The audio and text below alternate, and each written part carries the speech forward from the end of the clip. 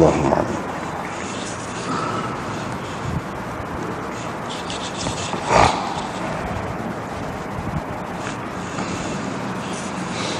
Kita baca dahulu ni sampai haddatsana Musa bin Ismail. وبه قال حدثنا موسى بن إسماعيل قال حدثنا حماد عن داود عن الشعبي عن عبد الرحمن بن أبي ليلى عن كعب بن عجرة أن رسول الله صلى الله عليه وسلم قال له إن شئت فانسك نسيكه وإن شئت فصم 3 أيام وإن شئت فأطعم 3 آصع من تمر ل6 مساكين. Masih itu Ustaz. Baru ni sudah baca dah sampai ke ujung. Imam Abu Dawud dengan sanadnya meriwayatkan daripada Ka'ab bin Ujrah bahawa Rasulullah sallallahu alaihi wasallam bersabda kepadanya, jika engkau mahu, engkau boleh mengorbankan seekor binatang kurban, dan jika engkau mahu, engkau boleh juga berpuasa selama 3 hari. Dan kalau tidak begitu pun, kalau nak bagi makan kepada 3 orang, nak bagi makan pun boleh juga, iaitu bagi makan kepada sebanyak 3 gantang tamar kepada 6 orang miskin. Kepada 6 orang miskin. Jadi setiap seorang miskin itu diberikan setengah gantang tamar. Itulah yang baru ni kita baca, tak ada nak bincang lagi. Itu ni. Di sini ada beberapa perkara yang perlu dibincangkan. Yang pertamanya, dia guna di sini perkataan nasikatan, sedangkan sebelum daripada ni dia sebut izbah syatan, nusukan sebagai korban. Dan di dalam riwayat-riwayat yang lain ada disebutkan hadian, dia ada sebut gitu, izbah zabihatan. Dalam riwayat yang satu lagi izbah nusukan. Dalam riwayat yang lain disebutkan izbah syatan, sembelihlah apa ni, biri ataupun kambing. Qurtubi mengatakan daripada sebutan ni, zabihah, nusuk, nasikah ataupun syatan, izbah syatan, menunjukkan bahawa ia bukan merupakan hadyu, yakni binatang kurban, bukan. Hak ni hak lain. Oleh kerana dia ni bukan hadyu, binatang kurban yang semestinya dibawa ke tanah haram untuk dikurbankan, maka harus seseorang itu menyembelihnya di mana dia mahu. Tidak khusus dengan tanah haram, seperti mazhab Malik. Kama huwa mazhab Malik, mengikut mazhab Malik lagu tu. Tapi Hafiz Ibn Hajar jawab, dia kata ini tidak ada yang menunjukkan, tidak ada dalil yang tegas di sini menunjukkan bahawa binatang ini bukan hadyu, yang ini tidak boleh dinamakan hadyu. Sebab apabila kata nusuk atau nasikah dan seumpamanya, tidak semestinya apabila disebutkan begitu, maka binatang tadi tidak boleh dinamakan hadian. Tidak mesti, boleh jadi juga dia hadian. Apalagi kalau ada dalam riwayat yang lain menyebutkan hadian. Dalam riwayat Bukhari misalnya disebutkan dengan lafaz au tuhdi syatan, tuhdi, ahda yuhdi, itu daripada hadian. Dalam riwayat Muslim, wa ahdi hadian, kurbankanlah seekor binatang kurban. Dalam satu riwayat yang dikemukakan oleh Tabari, halaka hadyun, Nabi tanya, kamu adakah hadyun? Qultu, kata Ka'ab, tak ada, kata dia. Jadi ini menunjukkan hak mana hak lebih tepatnya, hak lebih tepatnya, hak nasikah ke, nusuk ke, ataupun hadyun. Jawabnya, kalau kita nak kira berdasarkan riwayat yang lebih kuat, dia sebut hadyun, ataupun sekurang-kurangnya kita kata hak ni binatang ni boleh dinamakan nasikah, boleh juga dinamakan hadyun, boleh. Lepas pada tu jadi hak sebut ni tak serupa saat ni. Nasikah hak ni begini, hak ni begini, itu termasuk dalam tasarruf perawi. Tasarruf perawi.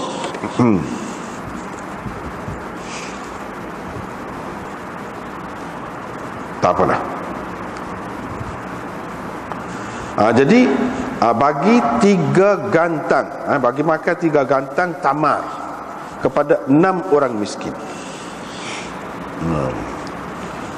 Hadis ini merupakan nas tentang takhyir, tentang adanya pilihan. Diberikan mana kepada orang yang bermasalah tu pilihan di antara 3 perkara. 3 perkara. Yang ni apa ni? In syi'ta fansuk nasikatan sah. In syi'ta fasum 3 ayyam 2. Wa in syi'ta fa'at'im 3 asa'. Itu 3. Mana ada pilihan kepada hak dalam keadaan lagu ni. Minggu lepas kita sudah bincang dah, ada pilihan ni, hak lain ni adakah dalam keadaan darurat atau tidak. Sebab ada beza-beza pendapat situ. Ada yang mengatakan bahawa ada pilihan ni kalau dalam keadaan darurat, kalau tidak tak ada pilihan. Baru ni kita sudah bincang dah tu. Cumanya hak di sini dia kata 3 gantang, bagi makan 3 gantang tamar kepada 6 orang miskin ini. Ada beza mazhab dari segi hak kata hak ni 3 gantang ni kepada 6 orang miskin ni khusus dengan makanan tertentu ke makanan ikutlah mana-mana makanan. Dia ada khilaf. Umpamanya dalam mazhab Hanafi dia kata hak ni, hak kata 3 gantang ni kalau makanan itu berupa gandum. 3 kata berupa gandum. Adapun kalau tamar mengikut mazhab mereka kena 6 gantang. Yang ni setiap orang miskin tu boleh segantang, bukan setengah gantang. Ini juga mazhab Thawri, Sufyan Ats-Tsauri. Jadi likulli miskin minhum sa'. Setiap orang miskin mendapat 1 gantang. Sebab apa? Padahal hadis ni ada ni, ada sebut tamar kau tu ni. Ini dia termasuk, bagi mereka termasuk dalam tasarruf perawi juga. Banyak tempat yang dikatakan tasarruf perawi. Jadi perawi meriwayatkan berdasarkan apa yang dia faham. Ini riwayat bil makna. Riwayat bil makna. Orang kata tamar gapon. Bahkan bagi mereka dia kata kalau kata 3 kata ni khusus dengan gandum. Kalau benda-benda lain zabit kau gapo kau tidak, tetapi 6 kata. Cuma perawi dia riwayatkan berdasarkan apa yang dia faham. Makanan. Tak caralah gandum kau gapo-gapo kau yang menjadi makanan setempat tu. Bagi hak tu. Tetapi mereka orang Hanafi ni dia pegang dengan riwayat-riwayat yang lain, iaitu dengan lafaz ta'am umpamanya. Dalam setengah-setengah riwayat itu disebut qam, gandum. Jadi sebab itulah mereka kata hak lebih kuatnya hak ta'am, dan ta'am di sisi mereka nya ialah gandum. Itu pendapat dia lah. Tetapi orang-orang lain, ulama-ulama lain, imam-imam lain tidak setujulah. Dia kata sebab di sini semua makanan. Kalau kata makanan di kalangan orang Arab bukan gandum saja, tamar pun ialah juga. Lepas pada tu ada hadis-hadis yang sahih seperti ini. Ini termasuk dalam yang sahih, dia sebut tamar, kadang-kadang sebut lain-lain, asalkan makanan. Tidak semesti gandum.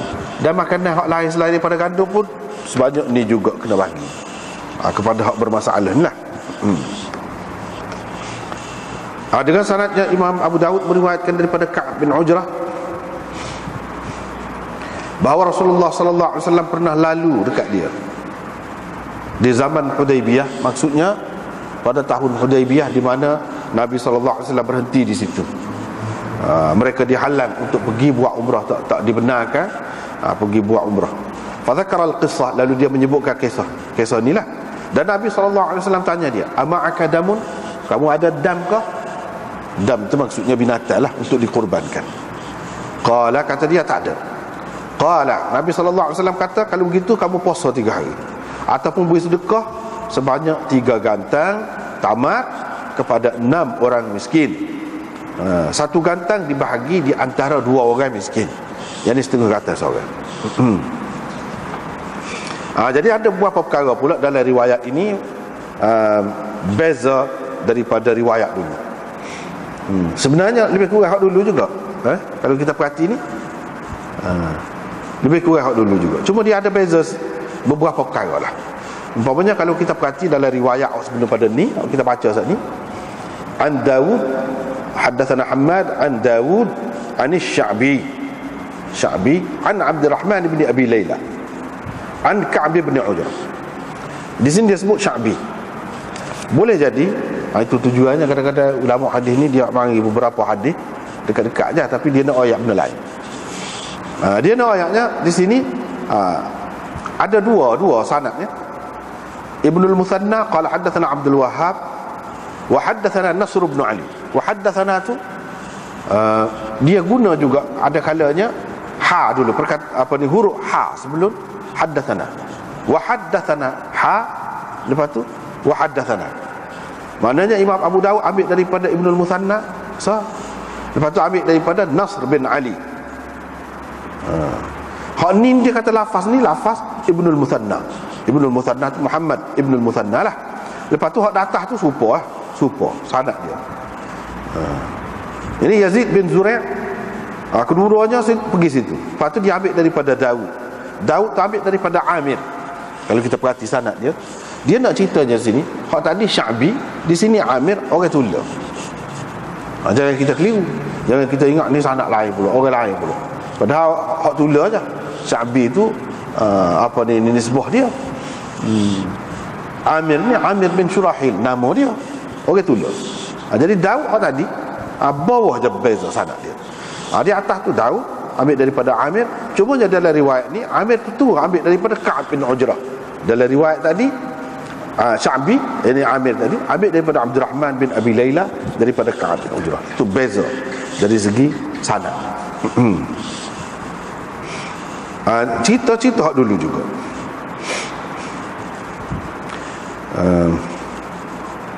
Lepas tu ada riwayat yang lain disebutkan bahawa Rasulullah sallallahu alaihi wasallam lalu dekat dia. Rasulullah pun tengok dia. Dalam riwayat Ma'qil, Abdullah bin Ma'qil, dalam riwayat Ka'ab seperti tadi Rasulullah lalu dekat dia tengok dia. Dalam riwayat Abdullah bin Ma'qil, Nabi sallallahu alaihi wasallam hantar orang suruh pergi tengok dia. Jadi kedua-dua ni tidak bercanggah, tidak bercanggah. Sebab apa? Boleh diterima kedua-duanya. Dia tengok dulu, lepas tu dia hantar orang pula pergi suruh tengok pula lagu mana keadaan. Kedua-duanya boleh diterima. Dan Nabi sallallahu alaihi wasallam hantar orang suruh panggil dia mari dekat Nabi. Lepas pada tu dia cukur kepala lah di hadapan Nabi sallallahu alaihi wasallam. Masing-masing perawi itu riwayatkan hak dia tahu. Kedua-dua ni peristiwa yang sama dan tidak bercanggah.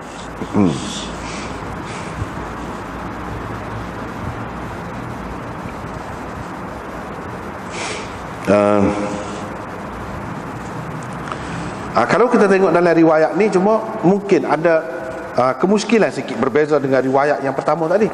Sebab riwayat yang pertama jelas menunjukkan ada pilihan untuk buat salah satu daripada tiga ni. Tapi dalam riwayat ni Nabi SAW bagi pilihan antara dua. Setelah dia bertanya, kamu adakah binatang untuk dikurbankan? Dia kata tak ada. Ama'akadam? Ada. Kalau tak ada, kamu kena puasa 3 hari. Atau jadi pilihan itu antara dua, bukan tiga. Zahirnya nampak begitu. Berbeza dengan riwayat yang pertama tadi. Hafiz Ibn Hajar kata riwayat Abdullah bin Ma'qil menghendaki bahawa pilihan itu antara it'am dan siap, antara bagi makan dan puasa kepada orang yang tak ada, tak boleh nak sembelih binatang kurban. Dalam riwayat Abu Dawud ni lah kita baca saat ni, Abu Awana dalam sahih dia, sahih Abu Awana berkata, dalam hadis ni ada dalil bagi orang yang mengatakan orang yang ada binatang kurban ataupun boleh dia dapatlah binatang kurban, dia tak boleh nak puasa, tak ada pilihan. Dan dia juga tidak boleh nak beri makan kepada orang miskin tadi. Jadi pilihan tu antara dua setelah tak ada yang pertama. Itu dia dia kata begitu. Tetapi hak sebenarnya hampir tidak ada imam-imam yang berpendapat begitu. Bahkan kebanyakan boleh katakan semualah, kecuali ni Sa'id bin Jubair. Dia kata lagu itulah, pilihan itu antara dua. Setelah tak ada hak tu, baru boleh pilih. Tetapi kebanyakan ulama tidak kata begitu, boleh pilih jadi awal lagi. Kalau ada apa binatang kurban tu, nusuk itu ataupun nasikah tu, kalau ada pun, ataupun hadiun tu, kalau ada sekalipun boleh pilih juga. Cuma yang Nabi SAW tanya hak tu dulu sebagai mengisyaratkan kepada hak tu adalah yang lebih utama, lebih molek lah, lebih molek. Lebih molek.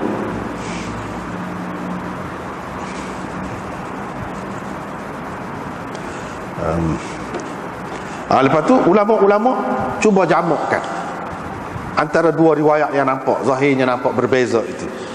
Umpamanya Ibnu Abdul Bar berkata, ini dalam hadis ni ada isyarat bahawa tarjih tertib itu hanya molek, molek kalau kita mengikut tertib tu.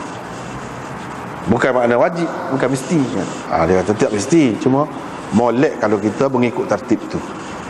Kalau boleh 11 binatang, bayar dam lah kita kata.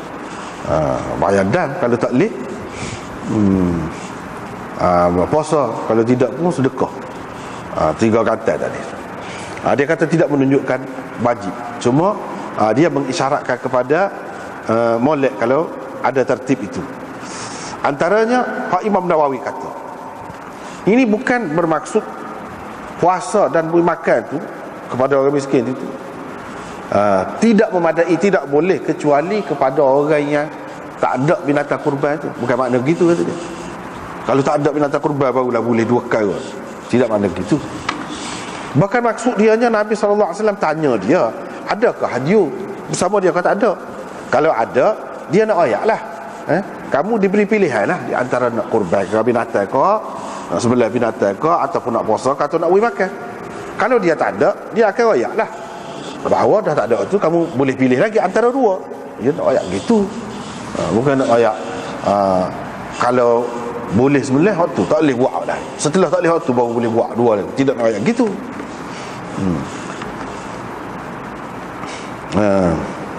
Ada juga yang ulama yang cuba menjamakkan hadis ini dengan mengatakan, dia kata yahtamil an yakuna Nabi sallallahu alaihi wasallam, boleh jadi Nabi sallallahu alaihi wasallam bila dia benarkan Ka'ab ini cukur kepala dia dengan sebab gangguan di kepala dia tu, Nabi sallallahu alaihi wasallam pun fatwakanlah kepadanya, bagilah pendapat, iaitu dia kena bayar kafarah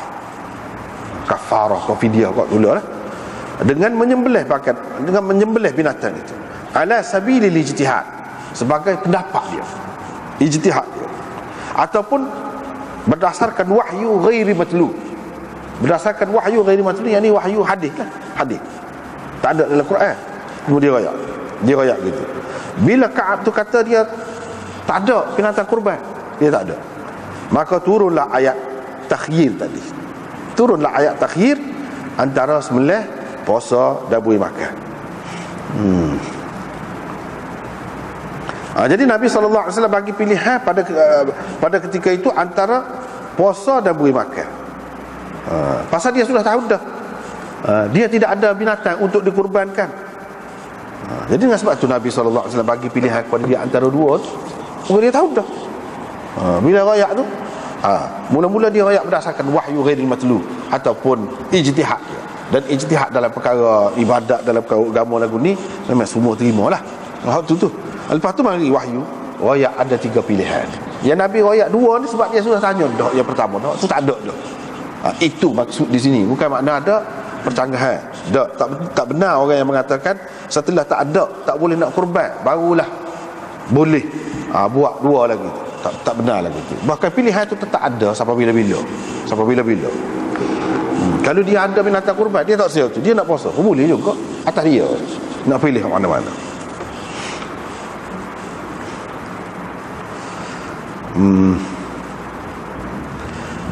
Dengan sanad yang Imam Abu Daud meriwayatkan daripada Ka'ab bin Ujrah lagi, dia mengalami gangguan di kepala dia lah bila dia pakai ihram untuk pergi buat umrah bersama dengan Nabi SAW itu. dia pun cukur kepala lah. Cukur kepala tu dengan Nabi SAW suruh lah berdasarkan hadis yang lain. Nabi SAW pun suruh dia yuhdi hadian, mengorbankan seekor binatang, iaitu lembu. Mengorbankan seekor binatang, iaitu lembu. Dari segi dia kata suruh mengorbankan yuhdi hadian. Perkataan hadian tu ada sebut tu kemahdah tu, serupa dengan riwayat Bukhari, serupa dengan riwayat Muslim dah situ. Tapi sebut bakaratan tu jadi kurang hadis ni, jadi kurang hadis. Itu dari segi matannya, dari segi isinya. Dari segi sanadnya pula, Nafi' meriwayatkan anna rajulan minal ansar, ada seorang lelaki dari kalangan Ansar, akhbarahu, memberitahu. Siapa dia rajul minal ansar itu? Siapa dia rajul minal ansar itu?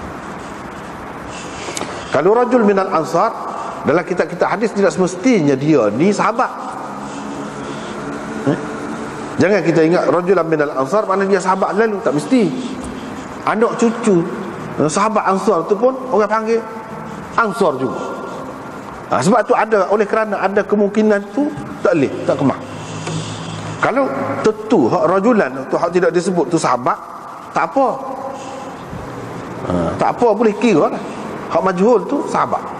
Tapi kalau masih ada kemungkinan lain, tak boleh, tak kemah. Sebab apa rajul di sini minal ansar ni boleh jadi bukan dari kalangan sahabat. Bila tabi'in, kalau tabi'in paling tinggi dekat sahabat, tak apa lagi kalau bawahnya, bawah lagi. Dia kita kena tahu. Kalau tidak, tak boleh. Sanad tu jadi dhaif, jadi kurang sanad itu. Jadi rajul ni siapa dia? Kalau kita kata rajul itu seorang yang molek lah, seorang yang molek. Setengah-setengah ulama seperti dalam syarah kita, dia kata an Ka'b ibn Ujrah, ni akhbarahu qala fi at-taqrib Nafi' maula ibn Umar an rajul min al-ansar an Ka'b ibn Ujrah. Siapa dia? Wa Abdurrahman bin Abi Layla an Ka'b ibn Ujrah. Bila kata Abdurrahman bin Abi Layla, dia bukan sahabat. Ya, dia bukan sahabat. Jelaslah, ni bukan sahabat kalau kita pakai hak ni. Maka dia bukan sahabat. Tetapi dia ni apa kau tak boleh pakai? Tak juga, boleh pakai. Boleh pakai. Tetapi di sini tidak jelas skop mana-mana. Itu pendapat lah yang mengatakan Abdurrahman bin Abi Layla. Boleh jadi orang lain. Jadi orang yang mengatakan ini Abdurrahman bin Abi Layla, kira-kiranya berdasarkan riwayat lain lah dia tengok bahawa rajulan minal ansar di sini ialah Abdurrahman bin Abi Layla. Abdurrahman bin Abi Layla, puak-puak Ibnu Abi Layla ni, walaupun dari segi fiqh dia kemah, tapi dari segi hadis ulama-ulama tidak tinggi sangat letak dia. Paling tinggi hasan, paling tinggi hasan dia tu. Tetapi kalau kita katalah dia ni kuat lah, kalau kuat, maka hadis ini jadi syadz. Kalau kita kata dia ni tidak kuat, maka hadis ini jadi mungkar. Ke mana-mana pun tak boleh pakai kedua. Yang kata syadz tu apa sebab? Kalau kita andaikan, kalau kita terimalah pendapat orang yang mengatakan Abdurrahman bin Abi Layla tu orang yang kuat, boleh pakai lah.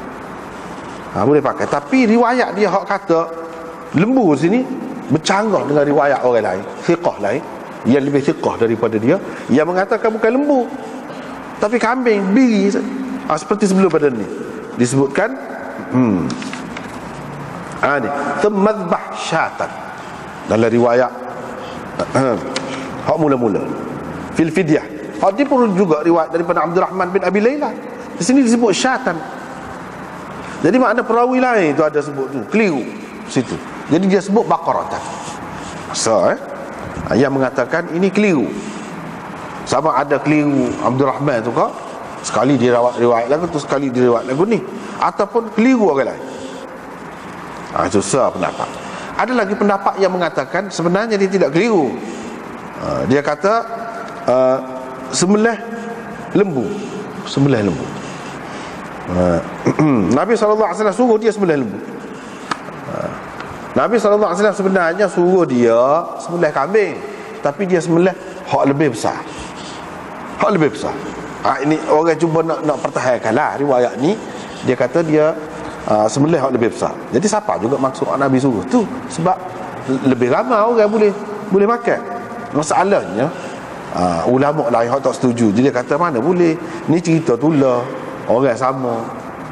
Kalaulah Nabi SAW suruh dia sembelih kambing, apa dia akan sembelih lembu pula? Sebab ngekoh tu, kita kata ngekoh tu suruh sembelih kambing. Boleh kalau kita kata dengan pendapat kita, fikir sendiri, lembu lah lebih molek lagi, boleh makan ramai? Tak boleh. Sunnah Nabi bila dia kata gitu-gitu. Dan dia mentafsirkan hak sebut dalam Quran tu. Hak sebut dalam Quran.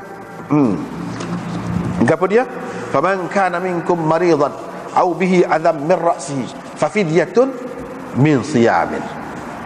Fidyah berupa siyam. Aw sadaqatin aw nusuk.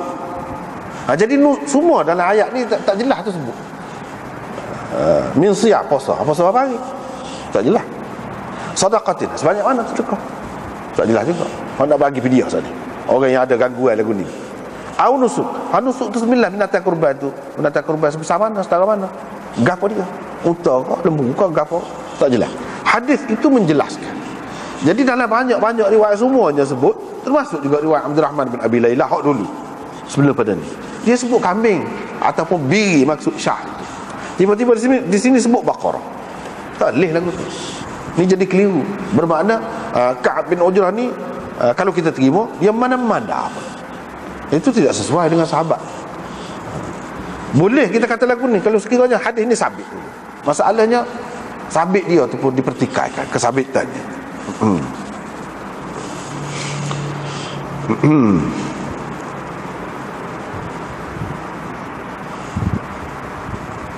Sebab itulah Hafiz Ibn Hajar dia nukil daripada Qadhi Iyad dan orang-orang yang mengikut dia. Dia kata semua orang yang menyebutkan nusuk dalam hadis ni hak kena kurban, binatang hak kena kurban tu. Kalau sebut secara mufassar dengan terang, sebut gapo dia yang dikurbankan itu, innama zakarahu syatan. Hanya menyebutkan biri ataupun kambing saja. Tak ada sebut lembu. Tetapi kata dia, qultu yu'akkiru alaihi ma akhrajahu Abu Dawud min tariq Nafi' an rajul min al-Ansar. Hak sanilah kita baca sini. Nabi SAW suruh dia kurbankan lembu. Lepas tu ada lagi beberapa riwayat yang lain, faftada bi baqaratin. Dia sebut lembu, beberapa riwayat sebut lembu. Tapi semua riwayat ni ada sebut lembu ni, semuanya madar dia. Semua Nafi' lah. Berhenti situ. Di atas sekali tu Nafi'. Kalau riwayat orang sebut biri ni macam-macam ada. Bukan Nafi' saja. Tapi kalau hak sebut lembu, riwayat mana pun mesti dia sampai kepada Nafi'. Dia sampai kepada Nafi'. Dia kata kulluha tadur ala Nafi'. Yang ni madar bagi riwayat yang mengatakan Nabi suruh sembelih lembu itu ialah Nafi'. Riwayat daripada Nafi' ni berbeza-beza. Ada yang kata kambing, biri, ada yang mengatakan lembu. Ada yang mengatakan lembu. Jadi hak kebanyakannya kambing ataupun biri. Kalau riwayat daripada orang lain, riwayat daripada Abu Hurairah gapo pun kebanyakannya kambing disebut. Ibnu Battal pegang dengan riwayat Nafi' ni daripada Sulaiman bin Yasar, yakni Ka'ab pegang, dia ambil dengan arfa'il kafarat. Kafarat hak paling tinggi, hak paling mahal lah kita kata. Hak paling sukar kepada mereka. Dia tidak langgar hak Nabi SAW suruh tu, suruh sembelih kambing. Bahkan dia telah buat lebih lagi daripada hak Nabi nak tu kira tu. Daripada sinilah orang yang memfatwakan, dia kata kalau dia suruh benda hak ringan, hak paling mudah, kalau dia buat hak lebih berat daripada tu tak apa. Dia pegang dengan hak ni lah. Dia pegang seperti mana yang dilakukan oleh Ka'ab. Tetapi Syekh Khalil Ahmad tak setuju. Dia kata qultu huwa far'u thubutil hadis wa lam yathbut lima qaddamtu. Ni kita nak kata gitu, nak boleh buat alasan ni kalau betul hadis ni dulu. Biarlah betul dulu. Biar sabit dulu hadis ni. Ni masalah tidak sabit lagi hadis. Tak sabit dulu. Sebab itulah Syekh Zakaria pada muka surat 109 bawah dalam nota ta'liq dia bawah nombor 2. Qalu para ulama hadis mengatakan lafzul baqarah syadzun munkar. Itu dalam Aujaz, dalam Aujazul Masalik dia disebut lafaz baqarah ada sebut sini, ini adalah lafaz yang syadz dan munkar ataupun munkar. Syadz dan munkar boleh juga, ataupun syadz atau munkar boleh juga. Syadz tu kalau kita andaikan rajul ini orang molek, maka orang molek yang meriwayatkan sesuatu hadis berbeza daripada orang yang lebih molek daripada dia, lebih kemah daripada dia, hadis itu syadz. Atau kalau kita kata munkar, perawi ini tidak diketahui, tak jelas, maka kerana majhul dia tu perawi ini, dia jadi dhaif. Bila dhaif, hadis dhaif yang bercanggah dengan hadis sahih, dia jadi hadis itu munkar. Ke mana-mana pun kedua-duanya tak boleh pakai. Tak boleh pakai. Hak kena pakai je kepada dia, kambing ataupun biri sekatu. Tidaklah jadi susah benar. Sebab kalau lembu tu gegornya pun lain, gegornya lain.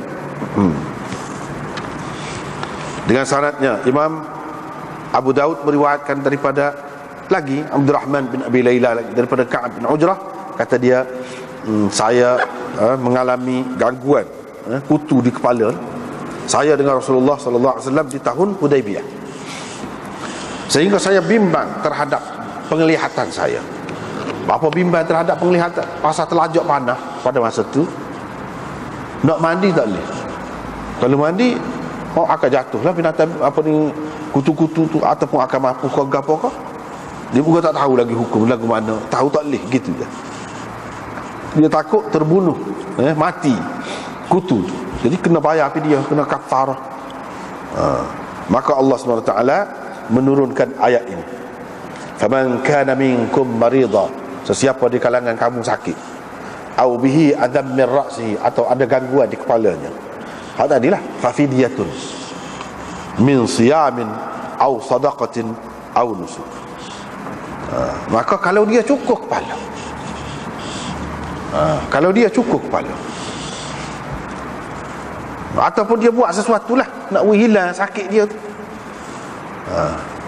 dia kena fidyah, puasa ke, beri makan ke orang miskin ke, ataupun menyembelih binatang, dia kena hak tu. Bukan sesiapa yang sakit saja ataupun sesiapa yang ada gangguan di kepala dia, jadi kena bayar fidyah lalu. Dia bukan kerana ada kutu di kepala tu kena bayar fidyah. Kena bayar fidyah tu, kena bagi fidyah tu disebabkan oleh dia cukur kepala, bukan disebabkan oleh dia tu ada gangguan di kepala, gangguan kutu di kepala tu tak. Kalau dia tak cukur, tak kena fidyah saat ni. Cuma di situ ada hadzaf, ada hadzaf di situ. Misalnya di sini, faman kana minkum maridan aw bihi adam min ra'sihi fahalaqa. Situ fahalaqa, maka dia cukur kepala dia, fa fidyatun. Dalam keadaan lagu tu kena fidyah, dia ada hadzaf di situ.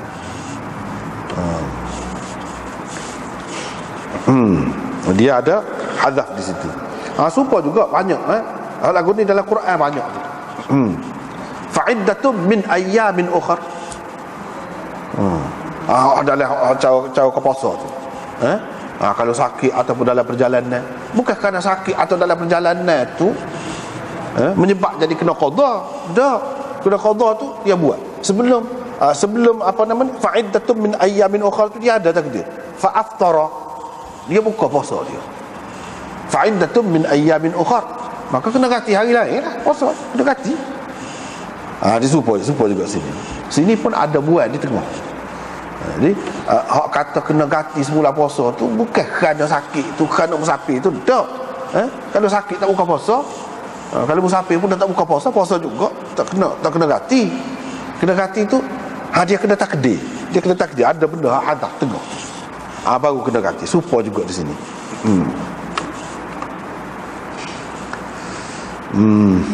Rasulullah sallallahu alaihi wasallam pun panggil saya. Dia pun kata, cukurlah kepala kamu dan kamu puasalah 3 hari, atau beri makan kepada 6 orang miskin 1 farak zabib. Namun sukatan lah 1 farak tu, sama dengan tadilah 3 gantang. Ataupun kamu sembelihlah syatan, seekor biri-biri, ataupun yang menyamainya kambing, kita kata. Fahalaqtu ra'si thumma nasaktu, saya pun cukur kepala. Nabi suruh cukur kepala, lepas pada tu saya pun kurbankan binatang. Tadi Nabi tanya dia dalam hadis, kamu ada ke binatang? Dia kata tak ada. Ni lagu mana pun adalah hadis ni, dia kata lepas saya cukur kepala, saya pun kurbankan binatang, 9 binatang. Lagu mana? Nampak bercanggah. Jawabnya, mula-mula bila Nabi tanya tu, dia kata tak ada pada masa tu. Lepas tu hadis ni, lepas pada tu kira-kiranya boleh jadi ada orang beri ke dia ke, ataupun dia dapat ke, dia beli ke lepas pada tu. Itu maksudnya dia kurbankan binatang, 9 binatang lepas pada tu. Dia ada lepas pada tu. Sebelum pada tu tak ada. Bukan makna bercanggah. Setengah-setengah orang dia tidak payah, dia kata tengok sini kata tak ada, sini kata ada, lagu mana. Padahalnya benda ni dalam masa yang sebentar boleh dah. Pada masa kata tak ada tu memang tak ada sungguh. Lepas pada tu ada pula orang tahu dia ni ada gangguan, nak kena cukup kepala, beza daripada orang lain. Boleh jadi orang lain simpati, ambil tahu bui hak dia apa, kambing dia tu bui, dia boleh lah korbankan ataupun sembelihkan binatang tu.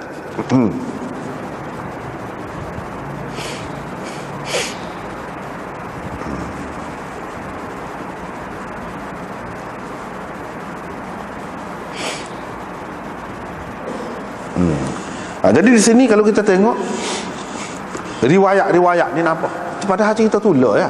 Cerita tula ada sebut setengah tiga gantang tamar, 3 gantang sini zabib, ada 3 gantang makanan, ada 3 gantang hintah. Ada sebut lagi gandum. Baiklah, Hafiz Ibn Hajar kata, dia petik daripada Hafiz Ibn Hajar dalam Fathul Bari, dia kata qawluhu likulli miskin nisfu sa', setiap orang miskin dapat setengah gantang. Jadi bagi antara ni orang itulah. Ada riwayat Tabarani daripada Ahmad bin Muhammad Al-Khuzai an Abil Walid Syekhul Bukhari, fihi, di dalamnya ada likulli miskinin nisfu sa' min tamrin, setiap orang miskin dapat setengah gantang tamar. Riwayat Ahmad pula daripada Bahas, daripada Syu'bah, nisfu sa'in ta'amin, setengah gantang makanan. Riwayat Bishr bin Umar daripada Syu'bah, nisfu sa'i hintah, setengah gantang gandum. Dalam riwayat Hakam daripada Ibni Abi Layla, mengendaki annahu nisfu sa' min zabib. Pula ni kita baca saat ni, fa innahu qala yut'imu faraqan min zabib baina 6 masakin. Qala Ibnu Hazm kata, la budda min tarjih ihda hadhihi riwayat. Terdapat tidak kita kena tarjih mana-mana riwayat ni. Sebab apa? Liannaha qissatun wahidah fi maqamin wahid fi haqqi rajulin wahid. Sebab cerita sama, tempat sama, orang sama. Kecuali ada pula kata, lepas pada tu dia kata gini pula, lepas pada tu dia kata ni, tak ada. Tak dapat tidak kita kena tarjih mana-mana satu. Itulah yang Imam Abu Hanifah kata tu. Dia kata nisfu sa' ni kalau gandum. Begitu juga dalam zakat pun dia pendapat dia lagu tu.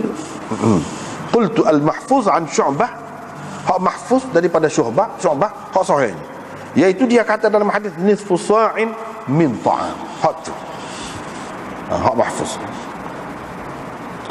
Cuma hak khilaf dari segi tamar ke hintah tu, la'allahu min tasarrufir ruwat. Ini termasuk dalam tasarruf perawi. Sebab perawi terfikir gandum dengan tamar semua tu sama-sama makan dia. Jadi dia berkata tamar. Hak dia kata gandum. Hak sebenarnya Nabi SAW kata makanan. Baik, kalau makanan tu makanan lagu mana pula? Itu termasuk dalam tasarruf perawi ni kebanyakan. Hak kebanyakan ni termasuk dalam tasarruf perawi. Kebanyakan ulama mengatakan boleh berlaku mana-mana pun. Ini dikira makanan asas demo tu, buat dia pada masa tu. Ada pun hak sebut zabib ni falam arahu illa fi riwayatil Hakam. Hak sebut zabib ni kita tidak dapati melainkan dalam riwayat Hakam sahaja ada sebut zabib ni. Ni kan? Hakam bin Utaibah ni. Hak ni lah kita dah baca ni.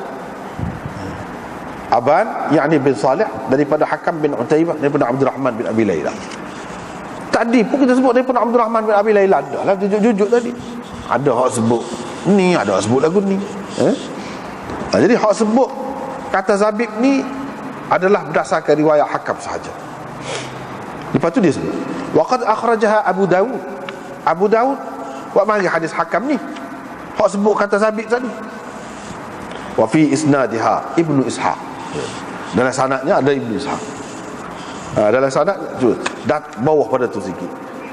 Yaqub qala hadatsani abi an Ibnu Ishaq. Qala dia kata Ibnu Ishaq wa huwa hujjatun fil maghazi. Dalam maghazi hujjah, boleh buat hujjah kata dia. La fil ahkam idza khalafa. Tapi dalam bab hukum tak boleh kalau dia meriwayatkan bercanggah dengan riwayat orang lain. Tak boleh. Hak orang hak terima dia lah. Hak terima kata dalam bab maghazi boleh tu. Dia kata dalam bab maghazi lah hujjah. Ni masalah ke dia ni? Ni masalah hukum ni. Jadi tak boleh pakai. Dia tak boleh pakai masalah hukum. Jadi Zabib tu tak boleh tak kemah lah hak Zabib. Tapi kalau gandum boleh kira, tamat boleh kira. Hak lebih tepatnya makanan. Jadi makanan di tempat tu makanan di tempat tu. Wal mahfuz riwayah at-tamri. Hak mahfuznya iaitu riwayat tamar. Asal ni dia kata riwayat Ibn Ishaq tu hujjah. Terutama apabila dia kata di sini dia riwayatkan qala haddatsani dengan tahdits. Bagi orang yang timur dia kata kalau dia riwayat secara an-anah tak boleh. Sini dia riwayat secara tahdits. Jadi boleh pakai. Boleh pakai pun kalau dalam bab apa? Kalau dalam bab maghazi. Ni bukan bab maghazi. Pula tak boleh jugalah. Tak boleh pakai juga. Bagi orang yang tak terima terus dia tu tak kira dah. Dia kata royak lagu mana pun. Tahdits pun tak boleh terima. Jadi hak mahfuznya riwayat tamar. Faqad waqa'a al-jazmu biha 'inda Muslim min tariqi Abi Qilabah. Berdasarkan riwayat Muslim, hak tu lebih kuatnya. Dia jazam tamar. Hak kata 3 gantal itu tamar. Walam yukhtalaf fiha ala Abi Qilabah. Tak ada khilaf dalam masalah ni. Orang yang meriwayatkan daripada Abu Qilabah semuanya sebut tamar.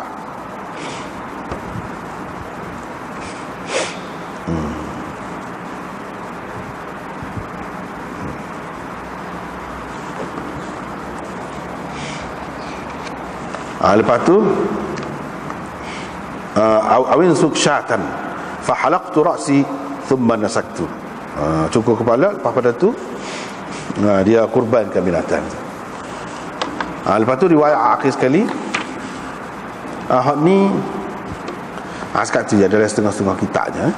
Tapi dalam setengah-setengah nuskhahnya dia ada satu lagi riwayat. Riwayat tu bunyinya gini. Wa bihi qala hadatsana al-Qanabi an Malik an Abdul Karim bin Malik al-Jazari an Abdurrahman bin Abi Layla an Ka'b bin Ujrah fi hadhihi al-qissah wa zada ay dhalika fa'alta ajza'a anka. Dia ada ni. Dia kata hadis ini tersebut di dalam hasyiah setengah-setengah nuskhah yang maktubah bertulis tangan dan nuskhah mujtabaiyah, nuskhah qadiriyah, nuskhah aunil ma'bud ada belakang. Ada belakang. Tetapi tidak disebut dalam nuskhah-nuskhah yang lain. Tak ada sebut.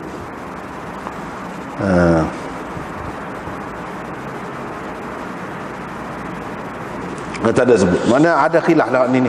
Tapi dalam kitab kita baca ni tak ada lah dalam matan tu. Dia letak bawah dalam syarah. Ayat gitu. Tapi dalam setengah-setengah nuskhahnya ada. Jadi cerita tu juga, cumanya ada tambahan. Pada tu Nabi SAW kata kepada dia, hak mana-mana saja kamu buat daripada 3 perkara ni, ajza'a anka, memadai, boleh dah, tak apa dah, memadai dah kepadamu, jadi dah lah kiranya. Mana-mana satu daripada hak ni, yang ni boleh pilih. Tidak kata apa ni, setelah tak ada hak nak dikurbankan, binatang yang nak dikurbankan baru boleh pilih. Hak tu adalah pendapat yang syadz. Kebanyakan ulama tak ada kata lagu tu. Bahkan boleh pilih, boleh pilih sampai bila-bila pun boleh pilih.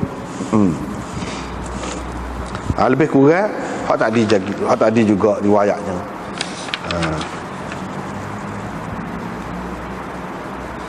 Lebih kurang tak ada riwayat. Lepas pada tu Kita pergi kepada babul ihsar. Habis dah situ. Habis dah bab saat ni, kita pergi kepada babul ihsar. Tak apalah. وبه قال حدثنا مسدد قال حدثنا يحيى عن حجاج الصواف قال حدثني يحيى بن أبي كثير عن عكرمة قال سمعت الحجاج بن عمرو الأنصاري قال قال رسول الله صلى الله عليه وسلم من كسر أو عرج فقد حل وعليه الحج من قابل. قال عكرمة فسألت ابن عباس وأبا هريرة عن ذلك فقالا صدق. وبه قال حدثنا محمد بن المتوكل العسقلاني قال حدثنا عبد الرزاق عن معمر عن يحيى بن أبي كثير عن عكرمة عن عبد الله بن رافع عن الحجاج بن عمرو عن النبي صلى الله عليه وسلم قال من كسر أو عرج أو مرض فذكر معناه. وبه قال حدثنا النفيلي قال حدثنا محمد بن سلمة عن محمد بن إسحاق عن عمرو بن ميمون قال سمعت أبا حاضر الحميري يحدث أبي ميمون بن مهران قال خرجت معتمرا عام حاصر أهل الشام ابن الزبير بمكة وبعث معي رجال من قوم بهدي فلما انتهينا إلى أهل الشام منعونا أن ندخل الحرم فنحرت الهدي مكاني ثم أحللت ثم رجعت فلما كان من العام المقبل خرجت لأقضي عمرتي فأتيت ابن عباس فسألته فقال أبدل الهدي فإن رسول الله صلى الله عليه وسلم أمر أصحابه أن يبدلوا الهدي الذي نحروا عام الحديبية في عمرة القضاء. Bab ihsar. Dengan sanadnya Imam Abu Daud meriwayatkan daripada Ikrimah, katanya saya telah mendengar Hajjaj bin Amr al-Ansari, katanya Rasulullah sallallahu alaihi wasallam bersabda, sesiapa yang patah ataupun urija, jadi kecoh, urija, sesiapa yang menjadi tempang, sakit kaki lah, kecoh, faqad halla, maka bolehlah dia membuka ihramnya, halal lah dia, yani bolehlah dia bertahallul ataupun buka ihram dia. Wa alaihi al-hajj min qabil, dan dia kena buat haji pada tahun berikutnya,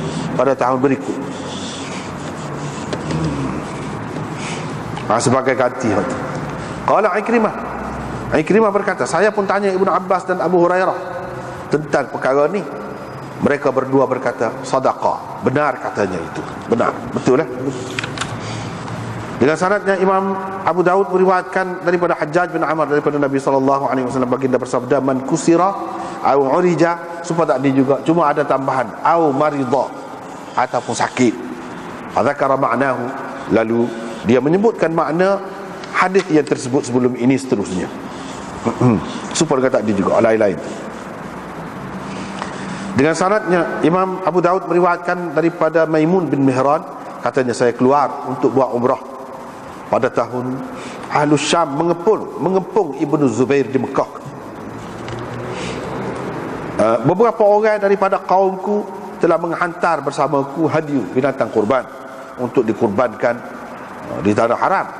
Bila kami sampai kepada orang penghuni Syam, kepada orang-orang Syam yang sedang mengepung Abdullah bin Zubair itu, ataupun sebelum daripada itu lagi, mereka menghalang saya untuk masuk ke tanah haram. Saya pun sembelih binatang kurban, di tempat di mana saya tertahan di situ, di mana saya berhenti, saya tak boleh gigis kat tu. Lepas tu saya pun buka ihram, kemudian pulang. Pada tahun berikutnya saya keluar untuk qada umrah saya, Tapi sebelum itu saya pergi berjumpa dengan Ibnu Abbas. Saya tanya dia, maka dia kata, kamu gantikan hadiu binatang kurban. Hak dalam kamu kurban dulu tu tak jadi, mana kena semula, kurban semula. Kerana Rasulullah sallallahu alaihi wasallam menyuruh sahabat-sahabatnya supaya menukar binatang kurban yang mereka telah sembelih pada tahun Hudaybiyah dalam umrah qada. Dalam umrah qada berikutnya, iaitu umrah Hudaybiyah itu pada tahun yang kena, umrah qada itu pada tahun yang ke-10. Bila pada tahun yang ke-7 umrah qada, Nabi suruh tukar. Padahal mereka telah sembelih dah di Hudaybiyah. Itulah. Bab ihsan ni sebenarnya ada banyak perkara nak bahas. Tapi di sini kita ambil sebahagian lah daripada mukaddimah dia dulu, nak pergi seterusnya nampaknya tak ada mana ni. Cuma bab ihsar di sini, kalau dalam kitab kita ni dia sebut babul ihsar. Apa makna ihsar? Maknanya tertahan, itu dari segi bahasa. Keadaan tertahan, terhalang. Ikutlah makna apa-apa pun. Terhalang daripada buat apa-apa itu ihsar lah dari segi bahasa. Muhsar ialah orang yang terhalang, tertahan. Mengikut istilah syarak, ihsar tu apa dia? Muhsar tu apa dia? Iaitu orang yang sudah pakai ihram untuk buat haji ataupun buat umrah, kemudian dia tidak dapat meneruskan perjalanan dia menunaikan haji dan umrah. Ya, dia nak buat tu, dia tak boleh. Anil mudhi fi mujibil ihram. Sepatutnya dia pakai ihram nak agau dia, nak haji atau nak umrah, dia tak boleh meneruskan kehendak dia kerana tertahan ataupun terhalang kerana ada halangan. Jadi orang hak lagu ni orang panggil muhsar. Keadaan tu orang panggil ihsar. Sama ada tertahan itu ataupun terhalang daripada menunaikan ibadat dia tu. Dua itulah ibadat, haji ataupun umrah. Hak kena pakai ihram ni kerana musuh menyebabkan jadi kita tak boleh gila perang, kalau kita kata pecah katil huru-hara kau, ataupun sakit, ataupun ditahan, dikena igak, ataupun patah kau, jadi kecok kau, tak ada nafkah kau, perbelanjaan habis kat tu kau. Kalau naik kapal laut, dah panggil itu kan, naik kapal apa dia ni, kapal layar, kapal layar, angin berhenti, jadi tu senyap situ, tak boleh begitu sampai selesai orang buat kerja haji. Dan lain-lain halangan. Kalau sampai sekarang ni halangannya antaranya apa dia? Tidak dibenarkan masuk. Pihak kerajaan Arab Saudi kau misalnya, kita kata yang menjaga tanah Arab tu tak benarkan masuk. Itu pun termasuk dalam ihsar juga. Tak boleh pergi. Sebab apa? Misalnya orang terlalu ramai sangat, sebab dia tak ada visa kau kebenaran, hak boleh masuk ni ada visa nak buat. Kalau tidak tak boleh, pasal orang ramai sangat, kerana masalah dia kata tak benar masuk, sebab boleh jadi bahaya, ganggu, tidak boleh buat ibadat dengan sempurna, dengan baik, jadi dia halal. Ini semua termasuk belaka dalam makna ihsar yang umum. Tetapi bukan semua pakai ni. Ini ihsar dengan makna yang umum lagu ni bukan semua pakai. Khilaf di situ. Tak apa, kita tengok. Wa hadha indana, katanya. Ini mengikut mazhab Imam Abu Hanifah lagu itulah. Ihsar ni tak kira. Terhalang tu terhalang kerana apa? Sakit ke, musuh ke, ataupun pihak kerajaan yang tidak benar ke, ataupun apa-apa. Itu mengikut mazhab Hanafi. Wa qala Syafi'i la ihsar illa min al-adu. Tidak ada termasuk dalam bab ihsar ni, terhalang ni, kecuali kerana musuh. Itu ya. Hak lain tidak jadi ihsar. Ini dalam syarah Bukhari berkata khilaf ulama tentang hasar ni yang dimaksudkan. Halangan ni apa dia? Satu golongan ulama iaitu Atha ibnu Abi Rabah, Ibrahim An-Nakhai, Sufyan Ats-Tsauri mengatakan hasar itu bikulli habisin, segala macam halangan lah. Sakit ke ataupun lain-lain, musuh ke, patah ke, tak ada belanja ke tengah jalan, putus belanja ke, dan seumpamanya, yang menyebabkan seseorang itu tak boleh terus pergi ke Baitillah, tanah haram.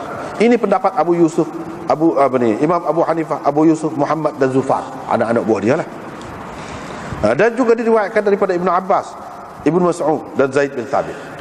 Ramai lagi golongan yang lain pula berpendapat, iaitu mereka ini Laith bin Sa'ad, Malik, Syafi'i, Ahmad, Ishaq mengatakan ihsar la yakunul ihsar illa bil adu. Ihsar ini hanya yang diambil kira di sini ada kemudahan ni, iaitu apabila dia terhalang oleh musuh. Kerana sakit tak boleh. Kerana sakit tak boleh. Kecuali kalau dia syaratkan, dia bersyarat semasa dia niat tu ataupun dia bertalbiyah tu, dia syarat ada istirak, barulah lagu lain ceritanya. Ini adalah pendapat Abdullah bin Umar. Itu dia sebut Syekh Khalil Ahmad. Tapi nampaknya anak murid dia Syekh Zakaria ni tak puas hati, sebab dia buat ta'liq ni hak bawah dia tulis halus lagi tu, nombor 1. Dan hak ni dia ambil petik ni daripada Aujazul Masalik, syarah dia atas Muwatta Imam Malik. Apa dia kata? Yang pertama, ada 10 perkara yang perlu dibahas dalam masalah ni. Bila kita bincang bab ihsar, maka 10 perkara ni ada depan kita. Yang berguna lah, mana kita tahu. Yang pertama, hasar ni khusus dengan musuh saja ke tidak? Mengikut kalau hak imam 4 mazhab tu 3 daripadanya, kecuali Imam Abu Hanifah mengatakan memang khusus dengan musuh saja. Kalau kerana musuh terhalal tak boleh nak pergi, barulah ada hukum ihsar ataupun muhsar.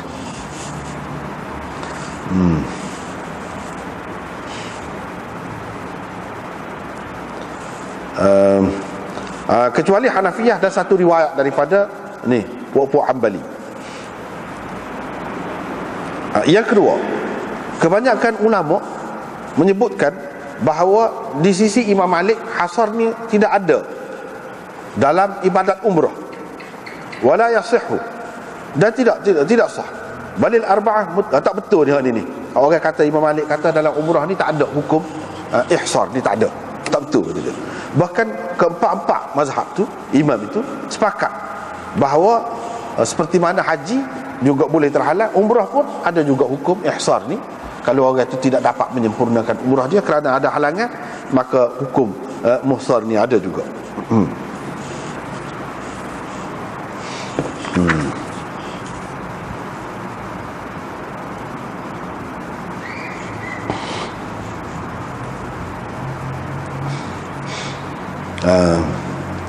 Jadi hak mana hukum ihsar tu dalam Quran?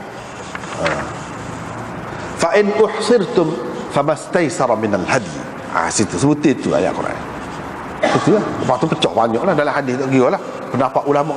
Fa in uhsirtum, jika kamu terhalang, yakni untuk pergi buat haji ataupun umrah, famastaysara minal hadi, maka kamu kena kurbankan mana-mana apa-apa binatang yang mudah kepada kamu. Itu hukumnya. Yang ni kalau tertahan tu, terhalal tu, bagi Syafi'i, hak 3 lagi tu, apa ni 2 lagi imam tu, Ahmad dan Malik, mengatakan dengan musuh saja. Terhalal kerana dihalang oleh musuh. Hak tu saja. Tapi Imam Abu Hanifah dan apa lagi orang-orang lain yang disebutkan tadi, dia kata bukan terhalang kerana musuh saja, lain-lain pun lagu ni juga hukumnya. Famastaysara minal hadi.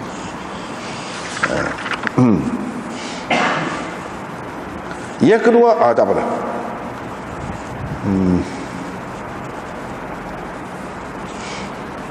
Yang ketiga, tidak wajib qada ma uhsira anhu inda Syafi'i wa Malik.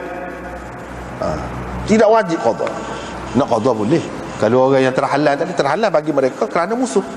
Kalau kerana lain tidak. Tidak wajib qada. Di sisi Syafi'i, Malik, dan inilah yang sahih di sisi Imam Ahmad. Wa anhu, ada juga satu pendapat Imam Ahmad kata wajib qada, dan ini adalah pendapat ulama-ulama dalam mazhab Hanafi, kata kena qada. Kalau orang tu terhalal tak boleh pergi, dia kena buat semula. Tak boleh buat senyap gitu, tak boleh. Tetapi apa ni, Malik dan Syafi'i kata tak wajib qada. Kena qada boleh, wajib tu tidak. Yang keempat, wajib hadyu lil ihsar indana mutlaqan. Kalau seseorang itu terhalal untuk pergi buat kerja saat ni, haji ataupun umrah saat ni, dia kena kurbankan binatang mutlaqan. Tak kira lah kerana apa, kerana sakit ke kerana apa, supa aja, dia kena kurbankan binatang. Wa inda Ahmad, mengikut Imam Ahmad, kalau dia tidak syarat tahallul pada ketika ihram dia tu, maka wajib. Kalau tidak wajib. Kalau dia sudah syaratnya saya ni pakai ihram ni nak pergi buat umrah, tapi kalau terhalal saya nak buka lah umrah. Kalau itu syarat. Itu maksudnya syarat. Mengikut Syafi'i, hasar ni musuh saja, kerana musuh saja. Kalau sakit, kalau dia tidak mensyaratkan tahallul, yakni kalau saya ni nak pergi buat umrah ataupun haji, tapi kalau saya sakit tengah jalan, siapa tak lagi, saya nak buka lah ihram ni. Kalau dia syarat itu lam yashtarit at-tahallul bil hadi. Kalau dia tidak syarat tahallul, buka ihram dia tu dengan mengurbankan binatang, sawa'un sakata 'anil hadi aw nafahu. Sama ada dia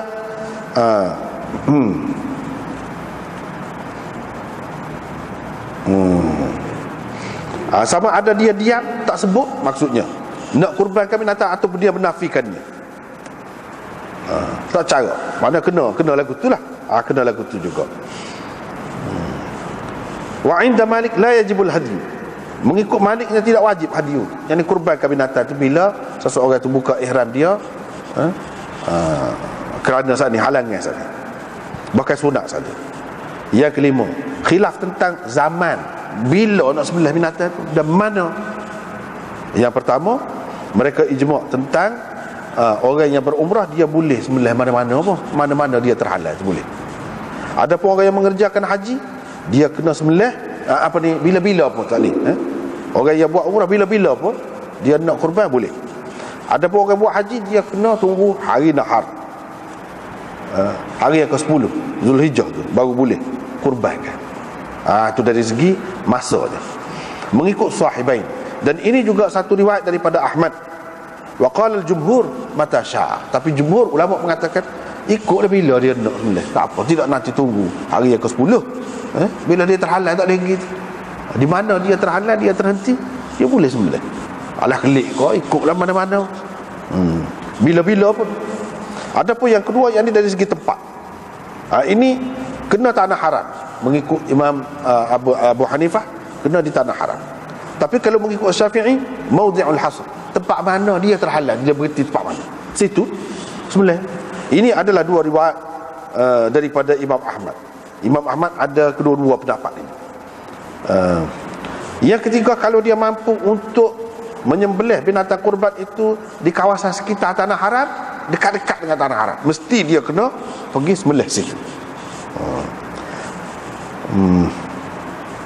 Mengikut Malik, dalam keadaan seseorang itu tertahan ataupun terhalang oleh musuh, kalau dia tak ada orang yang boleh dia kirimlah binatang kurban dia tu untuk bawa ke tanah haram, fa aina ma syaa, mana saja dia nak sembelih boleh. Dia kena sembelih lah. Wa fil marad, dalam keadaan sakit, yahbisuhu ma'hu nadban aw wujuban.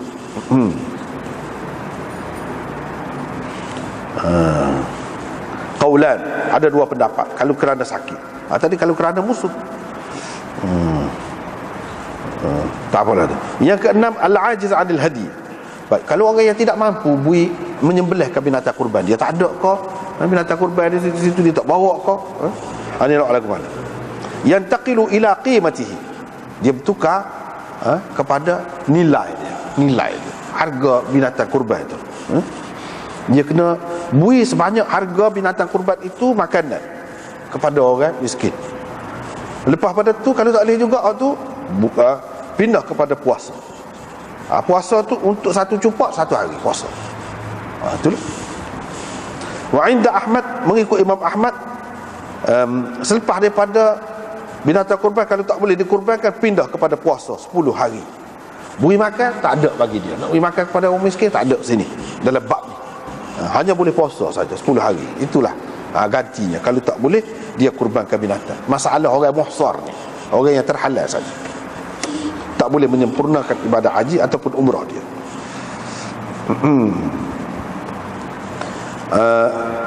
Tetapi kalau mengikut mazhab Hanafi tidak gitu, dan Malik, kecuali dalam satu riwayat daripada Abi Yusuf serupa dengan Syafi'i. Cuma bagi dia puasa an kulli nisfi sa'in yauman, untuk setiap setengah gantang itu satu hari. Itu ganti. Lepas tu yang ketujuh, orang yang tidak mampu pergi ke Baitullah selepas wukuf dah. Ini masalah haji lah. Kalau umrah tu dia tak ada wukuf, haji tu wukuf dah, tapi tak lagi terhalal tu tadilah kerana musuh ke kerana gapo tu ada khilaf dah tadi. Terhalal tak boleh pergi ke Baitullah. Fihi tafsil, ada perincian dalam masalah ni dalam Aujaz. Yang ke-8, orang yang tidak boleh pergi wukuf, Dia pakai ihram dan nak buat haji, terhalal, tak boleh pergi wukuf. Dia nak ada, dia kena fasahkan haji dia kepada umrah, tukar haji itu kepada umrah mengikut Ahmad. Dan bertahallul, buka ihram dia dengan melakukan semua ibadat umrah. Setelah selesai tu buka ihram dia inda thalatha, mengikut tiga-tiga imam. At-tasi' yang ke-9, dia kena cukur kepala ataupun gunting pada ketika tahallul itu, mengikut Syafi'i, khilafan lana wa Malik. Dan ini adalah dua riwayat bagi Imam Ahmad. Tak apalah, ini dia panjang, dia bahannya dalam kitab Aujaz itu. Yang ke-10-nya, adakah istirak, buat syarat, dia memberi kesan dalam masalah ihsan ni kau tidak?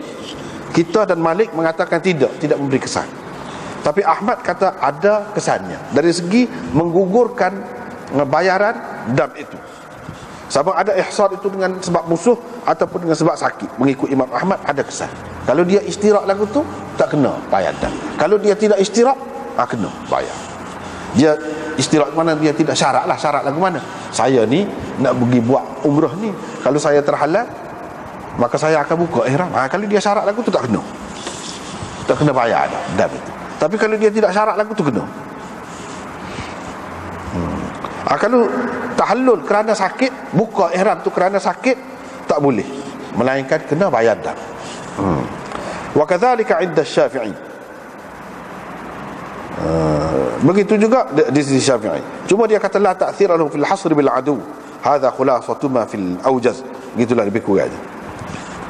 Dalam Aujaz panjang lagi lah, ni hak rekah ambil situ. Itulah muqaddimah untuk bab ihsar. Dan oleh kerana hadis ni panjang lagi, kita sambung minggu depan. Kita sambung minggu depan. Malam ni sekat tu lagi muqaddimah saja. Wallahu a'lam.